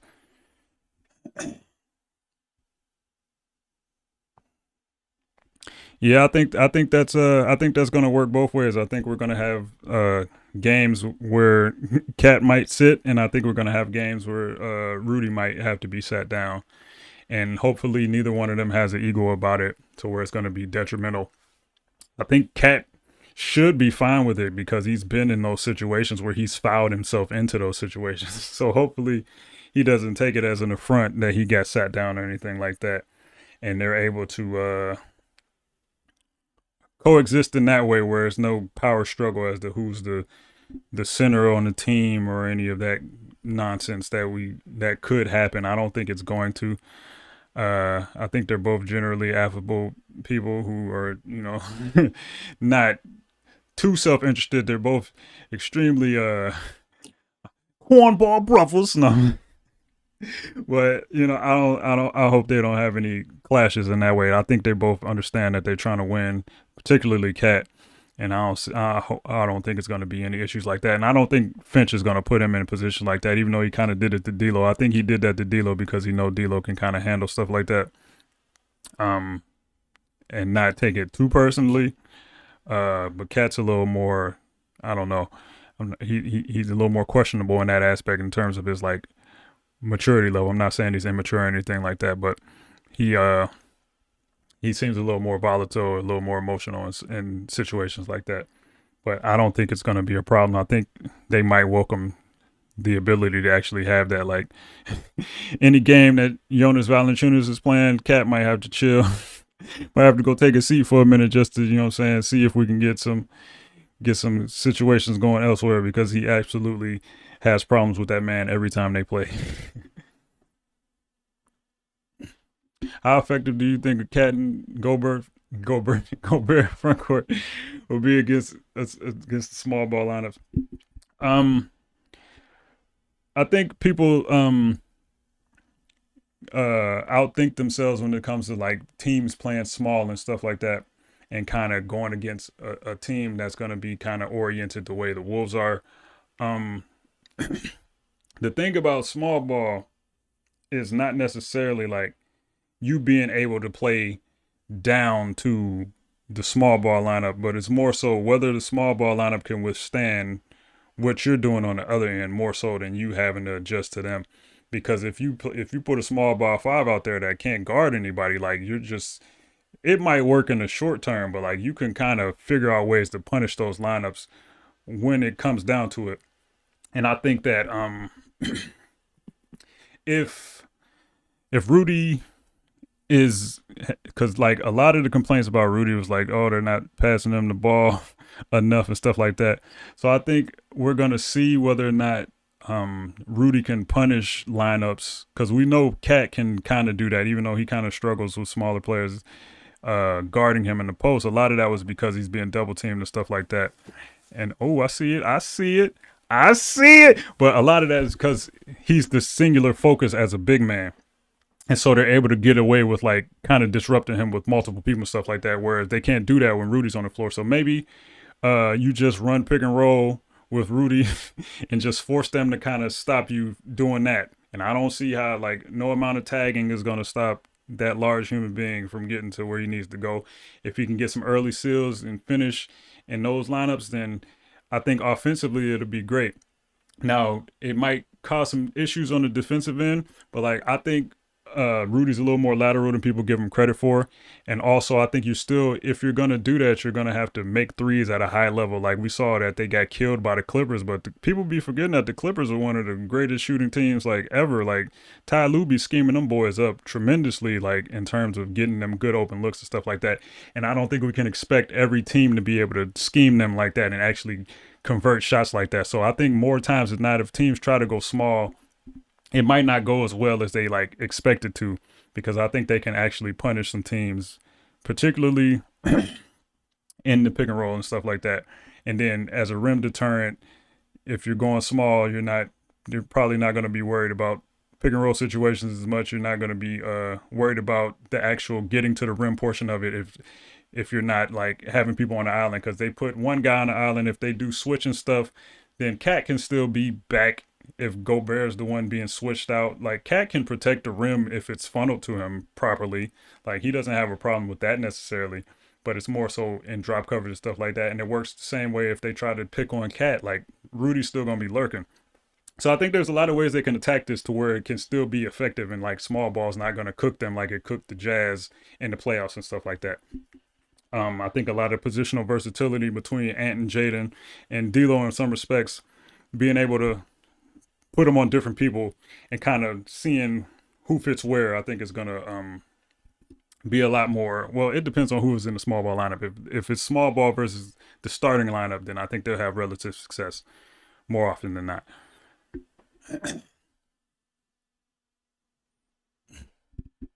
Oh.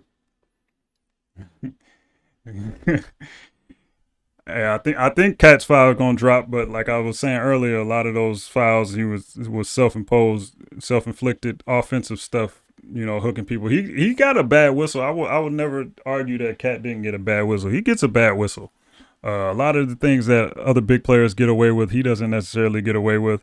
Part of it is because he's just kind of gangly and goofy, and he hasn't figured out the way to be non-obvious in those situations. But he also gets a bad whistle, and I think the Wolves in general are going to get a better whistle just based off of Rudy's reputation.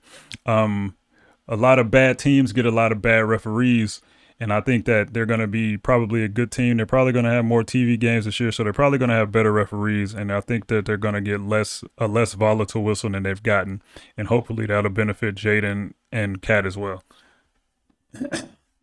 Yeah, Rudy has to prove he can consistently punish fouls on can punish smalls on offense, small ball fouls on offense, and I think a lot that's where D'Lo comes in, because D'Lo's main utility as a play creator, and I talk about this with playmaking all the time. He is one of the best players I've seen at effectively hunting mismatches, and he goes to them until they don't work anymore. Like, one thing about D'Lo, it doesn't matter if he hit the last 4 shots or whatever, he'll throw a heat check or whatever. But if somebody has a mismatch and he can exploit it, he's gonna probably try to do that more times than not until he sees that it's not working. And whether that's, I don't know, you see a play where like he gets the ball on the wing and he passes it to Ant, and Ant passes it and he passes it right back to Ant. And it's like he's telling him like, bro, attack this dude. And I think he'll generally be able to, like, I think they're going to be able to get some alignments with maybe some screen-to-screen action with Cat and Gobert, where it creates early open looks or like deep post position for Gobert, and D'Lo's able to get him the ball, and Gobert just has to go up and finish. Whether or not he can do that consistently, I'm not entirely sure, because he still has Bambi legs and stuff like that. But I think he's going to be in a better position to do that than he ever has been playing with D'Angelo Russell. And if they can kind of get some chemistry in those kind of situations, I think they're going to be a problem for teams.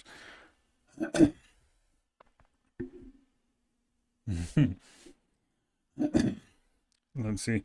I just got some perishables that was brought in here. I think I can leave them for a couple 10 more minutes or so. Then I might have to go to the fridge and throw them in there. You know what I'm saying? And if anybody got any more questions, we can rock out a little bit longer. It ain't just got to be about the Wolves. It can be about anything you want to talk about. I'll try my best to answer. Let's see. Let me get some more water up in me, though.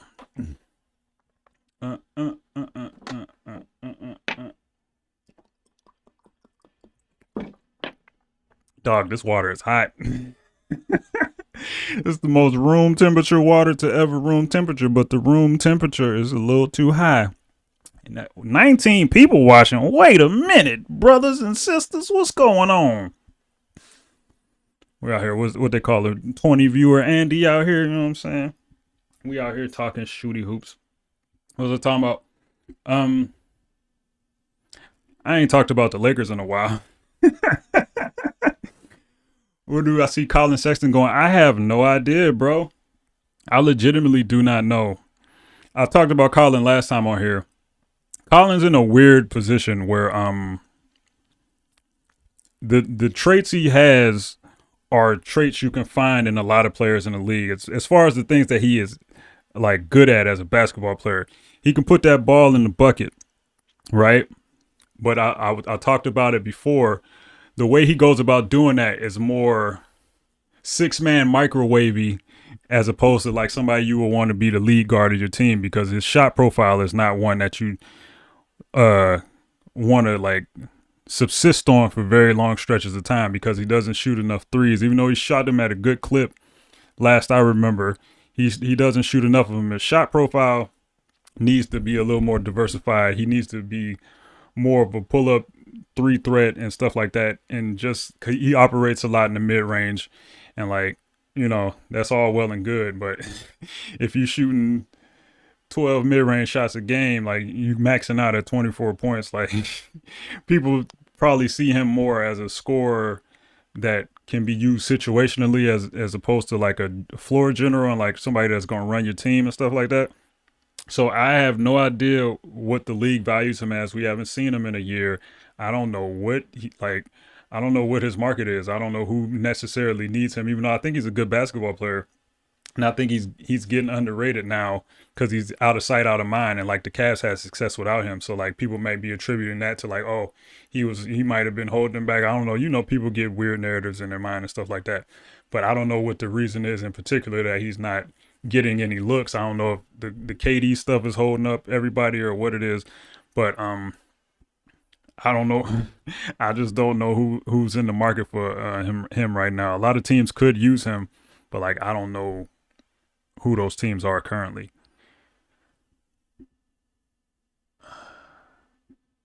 What do I think of picking up Dwight and adding Frank Vogel to the bench? If this was like last year, let me get off screen. I gotta move something over here. It's it's distracting me. I was all for like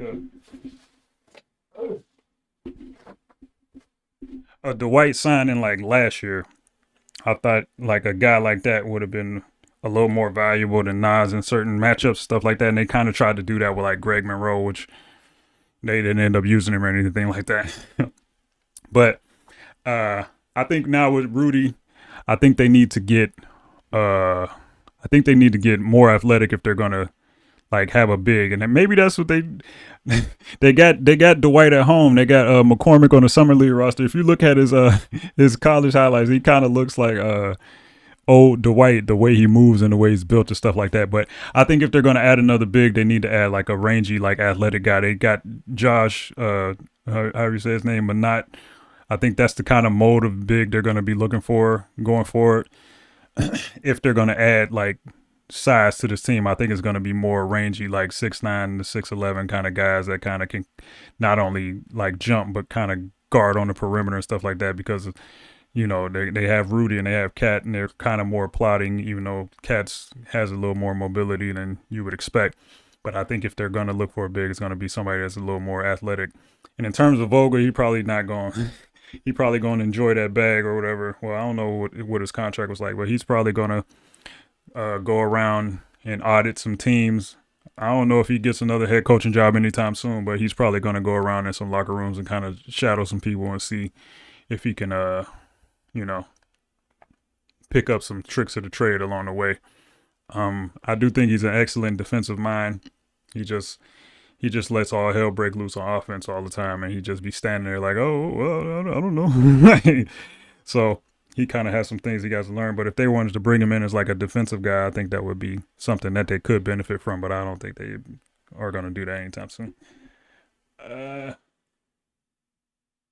Think we'll see the greatest play of all time between Lil Mac and D-Lo with the new squad. I hope so.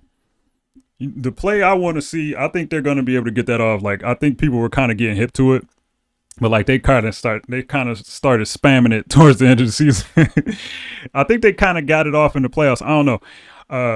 D'Lo and Pat kind of ran I was about to say bastardized. They kind of ran a lower quality version of that. But what I was getting to, the thing I want to see more than anything is not the D'Lo and Ant greatest play of all time. I want to see not the D'Lo and J-Mac greatest play of all time. I want to see D'Lo and Jaden McDaniels get more connectivity on that backdoor lob that they have out of the little corner, where he tells him to come set the screen, he fakes the screen, he cuts, and he gets a lob or whatever. They kind of were disconnected on those in terms of like Jaden would just try to finish every lob, even if the pass wasn't exactly where it needed to be. I hope they get more synergy in that. But the thing that I want to see more than anything else is the little kind of set where they screen for Ant, and he kind of goes out to the wing and he catches the ball and attacks. I want to see Ant make the read where when he goes there, just keep going to the rim. There are so many lobs that have been left on the table with Ant in this offense is ridiculous. Like, and I think a lot of that's going to come with time. It's kind of like a facsimile of the Joe Harris kind of Portland thing that they would run. It's not exactly the same, but it's kind of the same angle where I need Ant to start back cutting people more. If he's leaving 4 to 6 points a game on the table just by not back cutting people. Like, and this is what I was talking about as far as like him becoming more of an off ball presence with the idea of Rudy being able to set screens for him and stuff like that. I think that there's a lot of meat left on there. I was going to say on that bone, you know what I'm saying? A lot of meat left on that bone in terms of that particular set leading to easy offense for Ant. I think we kind of saw like the dunk on Gabe Vincent was a situation where Ant back cut somebody, and like he had a couple nice dunks where when he would back cut people. I think he had one against the Wizards. Just like the fact that I can name these off the top of my head shows you that he didn't do it nearly enough. So I think that's the thing I'm looking forward most to in terms of like player to player connection. Of course, the Ant and J Mac. I mean, the D'Lo and J Mac play, that pass is beautiful every time he throws it. But like in terms of connectivity, I need to see some more Ant off ball so we can really see him actually be cooking. Let's see. Should we be scared of a clog paint with Rudy in the dunker spot? It's a bigger body than Vando's high optimist. I don't.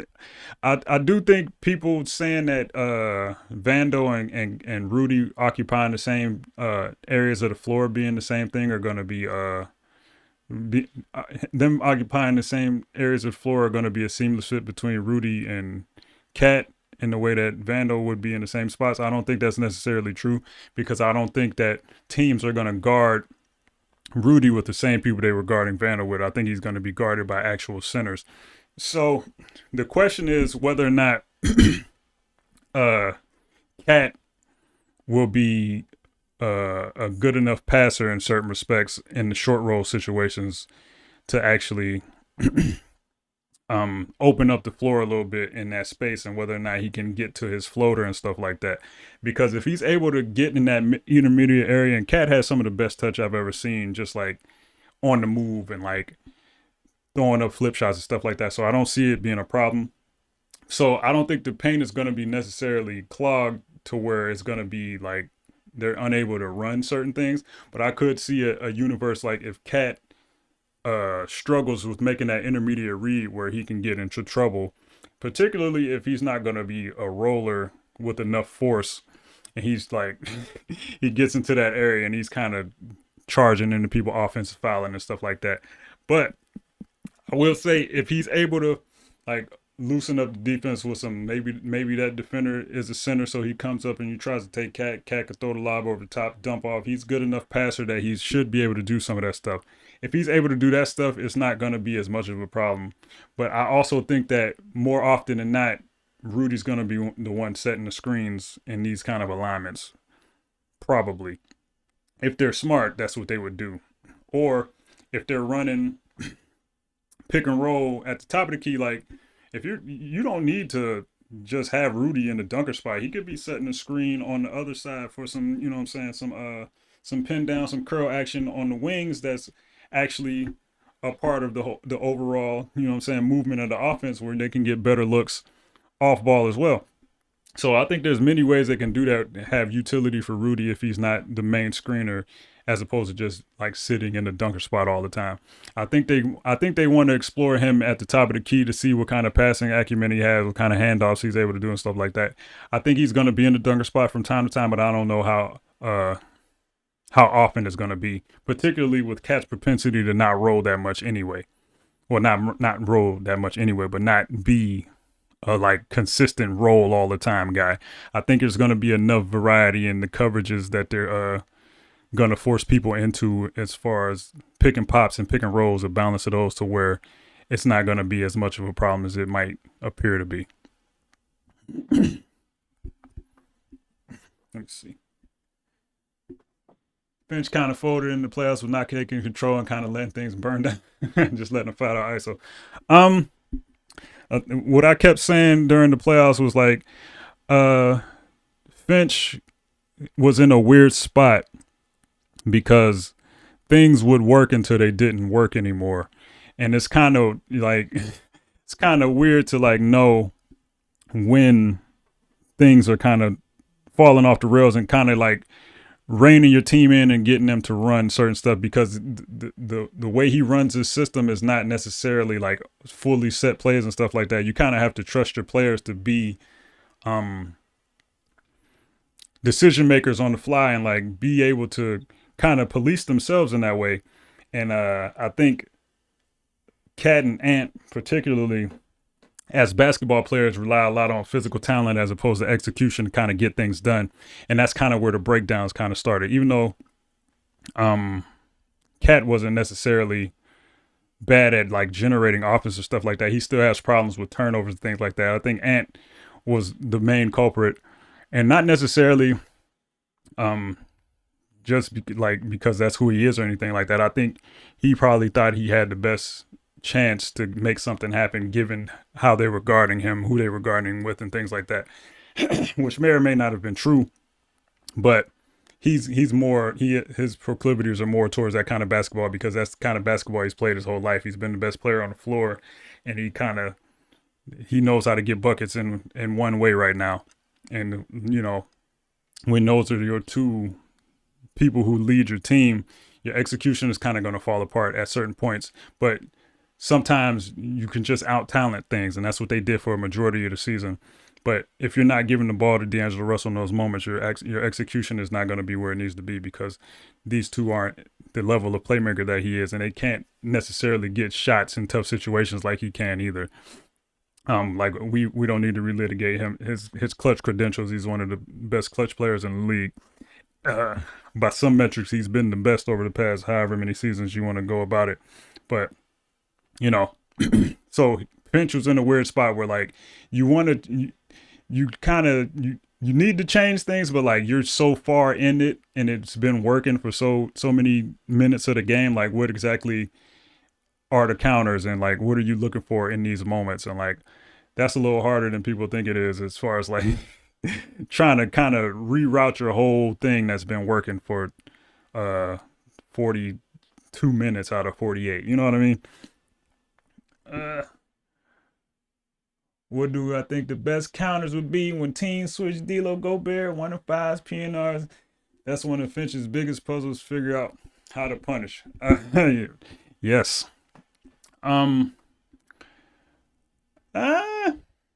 I think it all is dependent on how much juice Rudy actually has. Like, as a guy that can actually do something in these, because like we've seen him try it, and it's been a little, you know, the big Frenchman he has two left feet sometimes. His hands are a little questionable. But I think Cat is going to be vital as like a safety valve in those kind of situations. Because like, I think they're going to have a different dynamic when teams switch those things to where they're still going to have to account for two other all-star caliber players on the team. And like, are they going to be as readily willing to like put their defense in that kind of compromising position where they kind of have two otherworldly talents on the weak side, like kind of just waiting for any type of swing pass. Like we saw the D'Lo special where he would get the ball and he would kind of survey the floor and he's kind of looking over and he just snaps a pass to somebody. And I could see a world where they're just having all kinds of problems where they overload that side and just kind of let them go to work against the compromised defense that's been switched with Rudy and D'Lo kind of doing their thing on one side, and then just the rest of this is just, you know what I'm saying, open season over here. Like I am interested to see how willing teams are to actually switch those things, because we know that D'Lo, even though he's good in isolation and stuff like that, he's not the most fleet of foot guy, so he'll settle for a lot of pull-up threes in those situations, which we don't like him to do so often, but he's so good at them for the most part that his isolation numbers look good and stuff like that. And we've seen enough of Rudy to where we can't necessarily trust him in those situations. And I talked about it earlier with D'Lo being able to kind of get the ball to him early enough in those situations where, and in the right positions where he might have a little more success. That's to be seen. But I think it matters who's on the floor. I think that not only can Ant and Cat be safety valves in that respect, I think Jalen Noel can have a lot of utility in that aspect as well. But we'll have to see. I don't know exactly what the on-court fit is going to look like with the X's and O's, so I can't get too deep into the weeds, you know what I'm saying, about, what the actual motions of it is going to be. But I do think teams might be a little more reluctant to do it, depending on if Ant and Cat are still out there on the floor.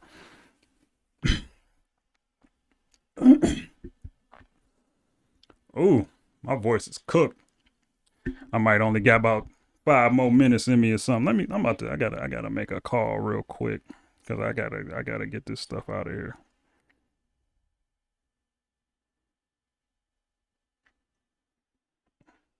I made my promise to the streets. Everybody go listen to that new Lupe if you haven't listened to it. Mario, if you watching, bars on bars. Stop hating on the kid. Go listen to it. It's bars for days. Could you put that stuff in the fridge? I'm still in here streaming. All right.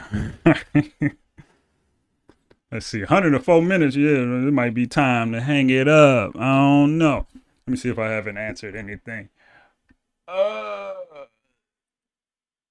I didn't see the question about y'all both was talking about Finch. Totally agree on that because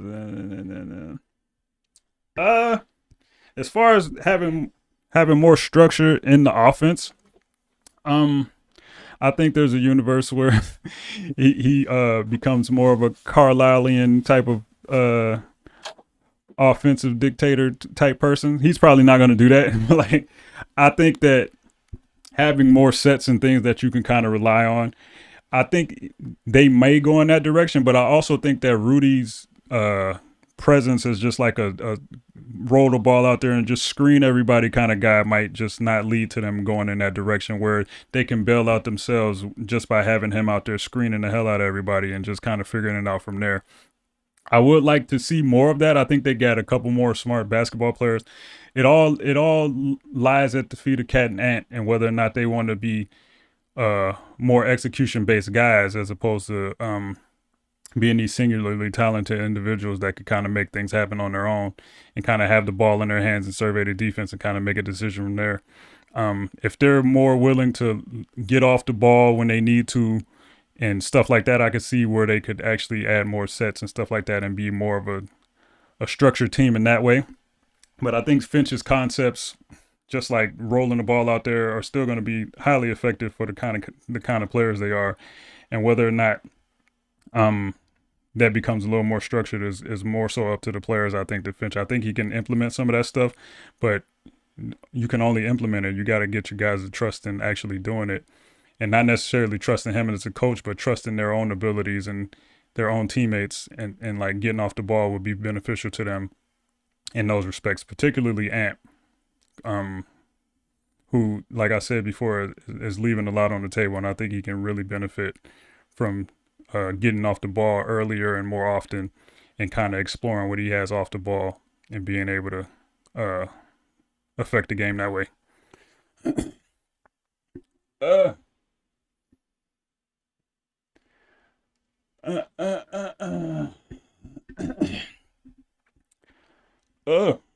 I think that might be all we got. I ain't talk about how cooked I've been, you know what I'm saying? I think we had a pretty good day of physical therapy today, so I was able to rock it out a little longer than I usually am. Hopefully my arms ain't too cooked. I was using my left arm. That's the trouble side. But I think we'll be all right. If there ain't nothing else, I'll get up with y'all at another time. Hopefully this sounded much better. I'm gonna check right now because I figured out how to remove the background noise. Oh yeah, we sounding way more crispy. You know what I'm saying? I was trying to watch that last video. It was sounding like 17 757s was going off at the same time. I'm like, I can't keep doing this, bro. They ain't never gonna watch this stream again. But appreciate y'all showing up. Couple of the homies showed up. Appreciate y'all for asking some questions. You know what I'm saying? I see y'all. When I see y'all, I'm about to go eat some cheesecake. But But I see y'all. Let me see. Let me make sure. I do this every time. Oh, it definitely sounds better. Appreciate that 91. The way you be remixing that name. You know what I'm saying? I got to read it every time, but then I appreciate it every time. You know, because I'm reading it in the moment. You know what I'm saying? All right, appreciate y'all. Have a good one.